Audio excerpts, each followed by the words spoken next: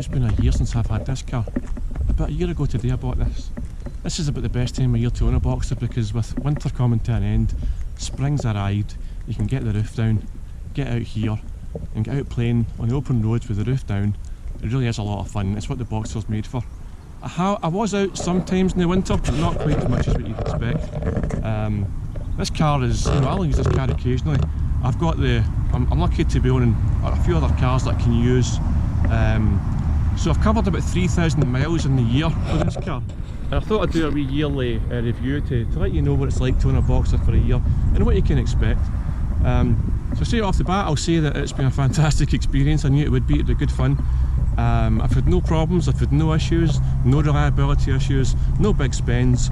I can tell you that I've spent £360 for a year's road tax in the UK and £440 for a year's insurance for this car, which is actually quite expensive. My 911 is much cheaper to insure than this, and it's worth almost 3 times the value of this car. So the insurance is quite expensive, but you always shop around for insurance. That's just a necessary requirement. So yeah, I've had no reliability issues. What I would say is when the car got MOT'd, that it passed its MOT.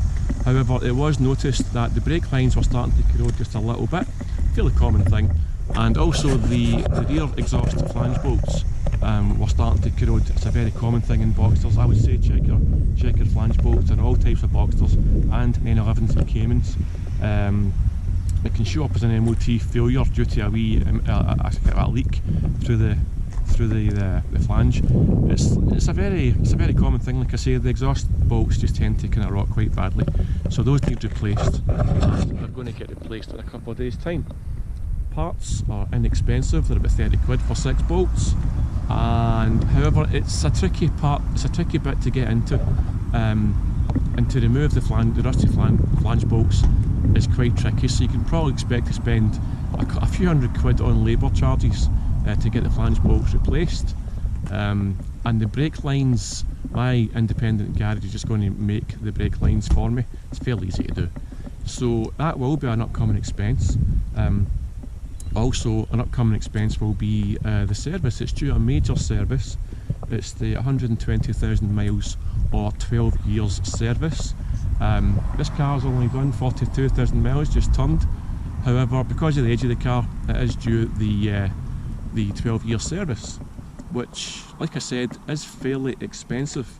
They cover a lot of extra stuff in that during that service, and I'm also going to get it done at Porsche Glasgow, which is unusual for me.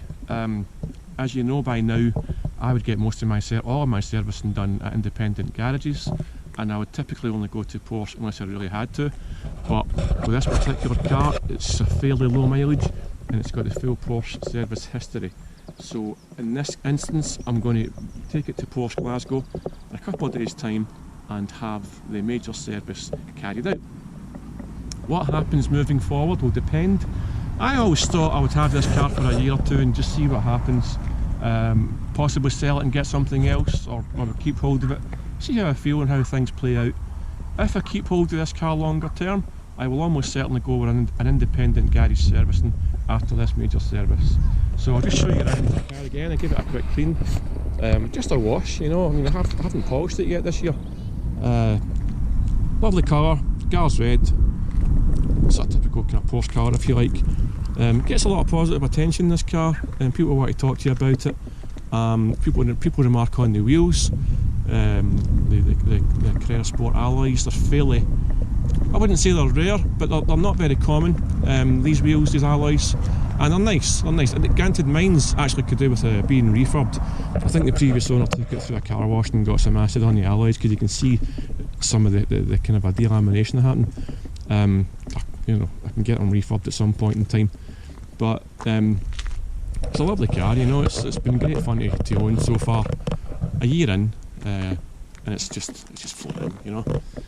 One of my highlights of this car, of owning this car, was taking it up on a few road trips up north last year. I took it up to Glencoe and beyond in Scottish Highlands. Took it up there on the hottest day of the year last year, actually, and I made a video about that.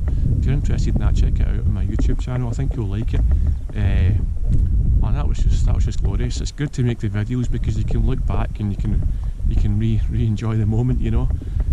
Again, roof down, sun shining, up north in the Highlands in a Porsche Boxster. It's pretty hard to beat, you know. So really, that's all I can tell you at this point in time. Try to think if there's anything else. What I did notice as well was I've got a hard top for this car. Again, hard top for the 987 is fairly 987.2. It's quite rare actually. It's quite a hard thing to try and get a hold of, and I was quite fortunate that this car came with a factory hard top. However, I did notice that the wee pins in the hard top that hold it in place at the back here. Just show you this actually. This is back here. There's a couple of wee holes down here, and basically that's where the hard top kind of slots into. I did notice that on my hard top one of the wee pins was a little bit loose. Probably due to being repaired. But you know, I'm trying to split hairs here and try to think of anything that